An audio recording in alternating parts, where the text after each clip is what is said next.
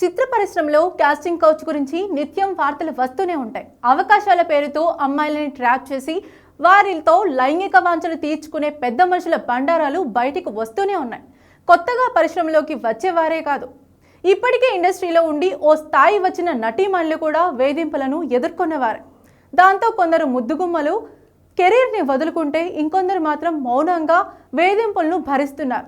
ఈ కోవలకే వస్తారు సీనియర్ నటి జయలలిత. కొద్ది రోజుల క్రితం ఓ ఛానల్కు ఇచ్చిన ఇంటర్వ్యూలో తన జీవితంలో జరిగిన సంఘటనలను బయటపెట్టారు. ఈ వివరాల్లోకి వెళ్తే, కృష్ణా జిల్లాకు చెందిన జయలలిత తొలుత క్లాసికల్ డాన్సర్గా తన కెరీర్ను ప్రారంభించారు.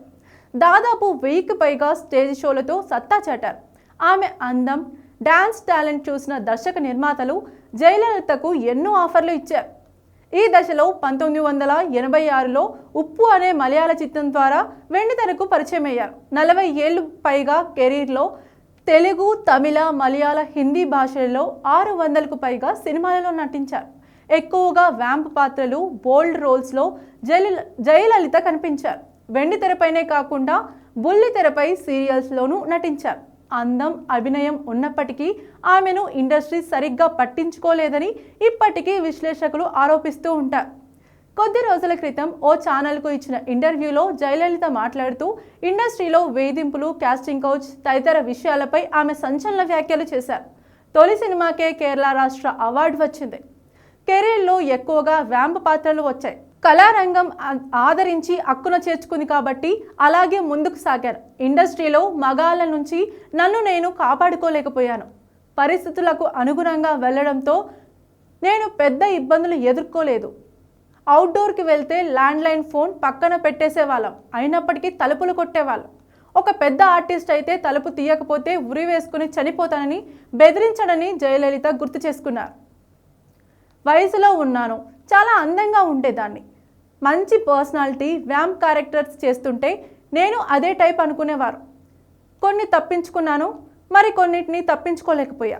ఒకసారి ఒక దర్శకుడు రిజెక్ట్ చేశానని అతడు క్యారెక్టర్ కట్ చేసి పంపించేశాడు. తలుపులు బద్దలు కొట్టుకుని రాలేరు.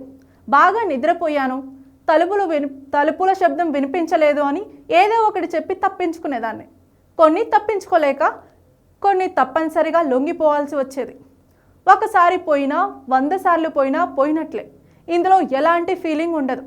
నా లక్ష్యం ఒక్కటే, నా వాళ్ళు బాగుండాలి. ఎలాగూ వచ్చాను, నేను చెడిపోతే చెడిపోయాను అనుకున్నాను కాబట్టే ఇప్పటి వరకు భగవంతుడు నన్ను కాపాడుతున్నాడు అని జయలలిత తెలిపారు. నన్ను కోరుకున్న వారెవరూ నా మీద పైశాచికంగా ప్రవర్తించలేదు, ప్రేమ చూపించలేదు. వారి అవసరం తీర్చుకోవడమే. ఒక మలయాళం దర్శకుడితో ప్రేమలో పడ్డా.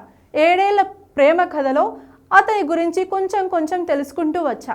అతను మంచివాడు కాదు, చూసుకోమని స్నేహితులు కూడా హెచ్చరించారు. రక్తంతో లెటర్ రాయడంతో పాటు విస్కీలో పాయిజన్ కలుపుకొని ఇంటి ముందు రచ్చ చేశాడు.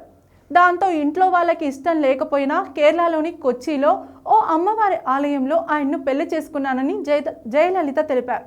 నా భర్త విలాసవంతమైన జీవితానికి అలవాటు పడి విపరీతంగా అప్పులు చేసేవాడు. నేను 3 షిఫ్ట్లు చేసే రేంజ్లో ఉన్నా. నా నగలన్నీ అమ్మేసుకున్నాడు. సినిమాలకు వచ్చే డబ్బులు కూడా అతనే తీసుకునేవాడు. ఆస్తులు ఎక్కడ పోతాయోనని మా అమ్మా నాన్న నా చేత పవర్ ఆఫ్ అటార్నీ రాయించుకున్నారు. ఈ విషయం మా ఆయనకి తెలిసి దాన్ని క్యాన్సిల్ చేసి బిడ్డని కనమని ఒత్తిడి చేశాడు. నాకు బిడ్డని కనడం ఇష్టం లేక లేడీ డాక్టర్ని కలిసి పిల్లలు పుట్టకుండా కొన్ని టాబ్లెట్స్ వాడాను. చివరకు వేధింపులు ఎక్కువైపోయాయి. నన్ను చంపాలని మా ఆయన తీసుకెళ్తూ ఉండగా ఓ బాబా కాపాడారు. ఆ మర్నాడు పరుచూరి గోపాలకృష్ణ గారు, చలపతిరావు గారు పోలీసులకు చెప్పి సేఫ్ ఇంటికి తీసుకువచ్చారు అని జయలలిత గుర్తు చేసుకున్నారు. ప్రస్తుతం ఆమె వ్యాఖ్యలు చిత్ర పరిశ్రమలో హాట్ టాపిక్గా మారాయి.